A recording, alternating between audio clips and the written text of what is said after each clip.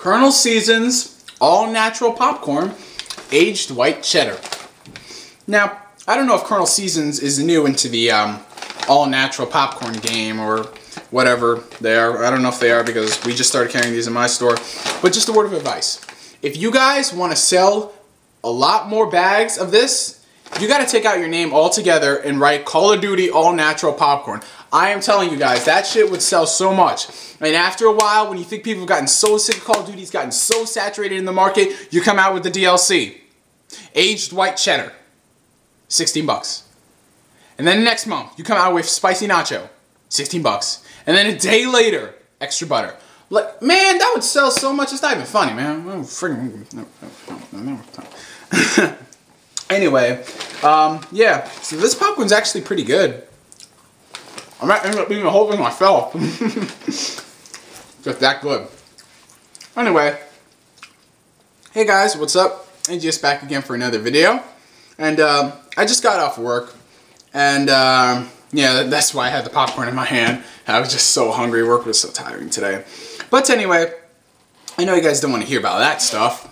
Unless you do, send a comment. I'll talk to you guys about some of the hilarious work stories. Things that I've gone through with that place. So if you want to hear about that, then hit me up later.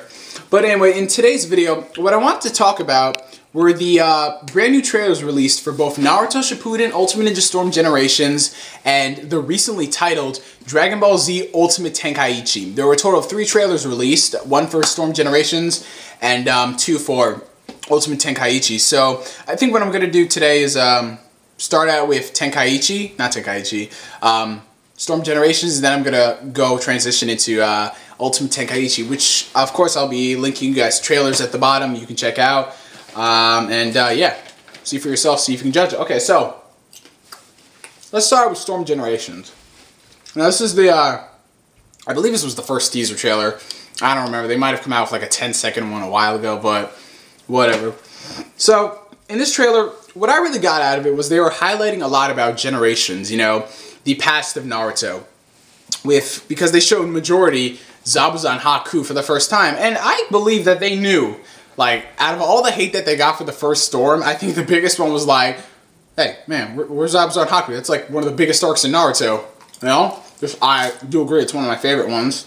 You know, it's the most emotional, in my opinion, out of all the Naruto arcs.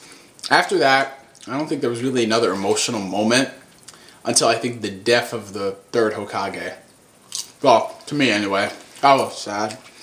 So, yeah, they learned from their mistakes with the first Storm game, and they put those 2 in there, so I applaud you guys for that. And then they showed more things like little bits and snippets of young Naruto fighting with older Naruto. They showed some of the Raikage, some of his combos. They look pretty damn beastly. Let's hope he's not a spam character. Oh my god, who's that guy who uses clay? Oh, shit. Man, my throat hurts. So, yeah, and of course, they had to end the trailer with... I swear to God, you guys, it's like every single Naruto trailer that I see, they always have to end it with the Avenger. Like, I swear to God, they always got to avenge it with the Avenger. They always got to show it with the Avenger. And of course, he was using, you know, his attacks. And I forgot what it was, honestly. What was it? It wasn't Susanoo. No, it was his new Sharingan. Sorry. It's been a while since I've actually read Naruto. I mean, like, I'm still reading what's up to date, but after that, like, I'm trying to read like 4 series at the same time, in addition to watching Kenichi the Mightiest Disciple.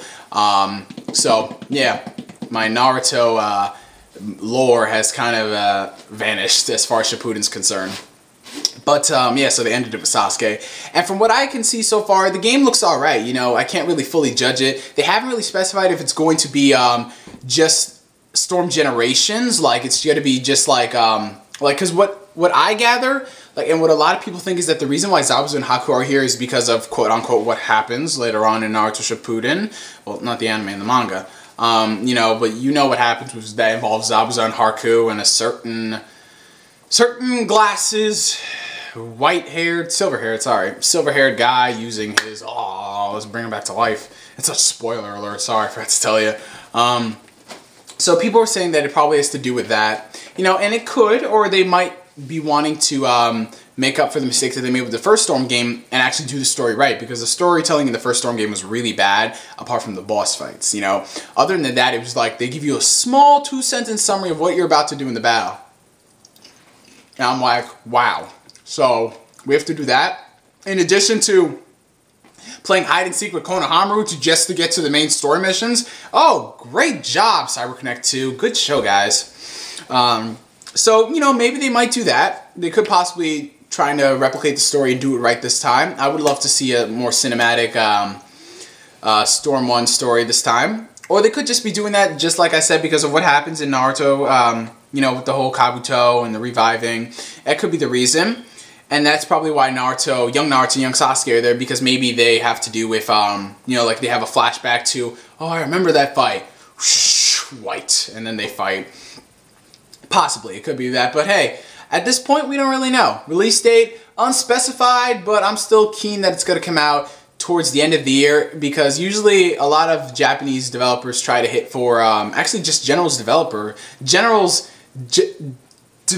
in general, sorry, try to hit for the holiday season for their games, you know, because they want to, you know, because the holiday season is the Christmas time and people give gifts and like, oh man, what do I get for my friend? Oh, maybe I'll give him that new Naruto game and all that jazz, you know. So that's probably the reason why. But if it doesn't come out at the end of the year, I'm going to say maybe spring next year, because I don't think it's going to come out winter 2012. I don't think that, because if it was, then they would have announced it at the end of the year like they did for Storm 2. So, release date, whatever. And yeah, that's essentially it. Now let's move on to Dragon Ball Z Ultimate Tenkaichi. There were 2 trailers released for it. Link below if you want to check them out. And really, I gotta say, I'm pretty mixed on this, you guys. You know, I gave this game the benefit of the doubt because of how I was proven wrong with Raging Blast 2, because everybody and their dog knows that I literally was gonna crucify Raging Blast 2. Like, I just kept saying, oh my fucking god, it's the same shit over and over again. What, they're cutting more characters out and, you know, not balancing and such. That was my general impression on Raging Blast 2 based off the first game. But when my friend sent me the game, good buddy Jamie, I played it and I'm like, damn, this shit's so fucking good, you know? So it looks like appearances can be deceiving. But I think after the negative criticisms that they got from Raging Blast 2, because everybody was like, so like, oh my god, we want a different story mode. And then when they do something different and they give it to you like an arcade style with 500 battles, you're like, we don't want that, we want a story mode. I'm like, what the fuck do you want? You just said you don't want a story mode. And then when they don't give you story mode, it's like, what? What do you want? Specify what you want in the games, for Christ's sake. Don't go on complaining. If you want something new, what the hell do you want? Seriously, don't just say, we want something new. Okay, what? Seriously. You know? At least when I say I want something new, I back it up. You know? But with this new game, the reason why I'm so mixed is, maybe it's just because it's really early in the footage they've shown, but what it just seems like to me is Dragon Ball Z Tenkaichi with cinematic camera angles. That's just generally the basis of what I got from the trailers, you know. And that's probably because it's so early. They wanted to debut the fighting style, you know, just to show people, hey, we got the Tenkaichi style in, so that means there's going to be more furious combos, as they say, in there. And yeah, that's what I garnered. But other than that, it just looks like another Dragon Ball Z game. The manga style graphics are a plus, though. They look really cool. I like how they change it up every game. It's a different style of art, so you don't get stale, like, oh, so it looks even the same fucking shit, you know?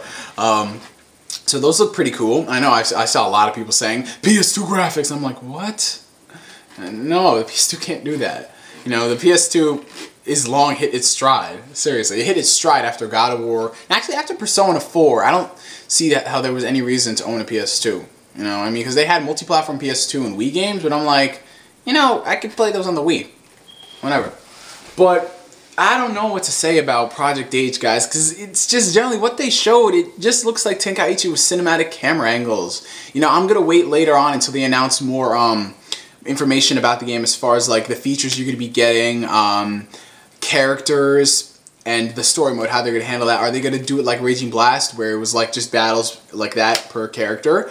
Or are they going to go opt for cinematic storytelling like they did with the first Budokai? Or Or they're going to be really in-depth in how they did it in BT2. You know, BT2 I think had the best story out of the Tenkaichi games, you know? BT3 was still pretty good, but that was like, if you wanted to know Deep Z without knowing everything. It just gave you what you needed to know. Not everything was in there. So, yeah, it's going to be very interesting to see how they handle the story mode. I think that's what I'm more interested in as far as that, instead of the actual fighting mechanics. So it's probably going to be good, because the fighting mechanics in DBZ games are, for the most part, always great. And they're always fun. They're always, you know, interesting. And yeah, so that's essentially it. My thoughts on the three trailers I released for the 2 games. You know, just felt like doing this video for you guys. I'm hosting a Ustream this weekend. If all things go together and it works out, we can Ustream this Saturday night. I'm not going to the city on Saturday. I'm going on Sundays. Yeah, so we can probably host one Saturday, and then I have to probably get to bed early because we're leaving early in the morning for the city. Yeah, so if we're having a Ustream on Saturday, check out my Twitter, you guys, twitter.com/NeoGamespark for all the information. And yeah, you guys, that's all I want to say on these games. Comments, video responses on what you think about them. I'm NGS signing out, and I'm going to go finish up this popcorn. This thing is pretty good. Catch you guys later.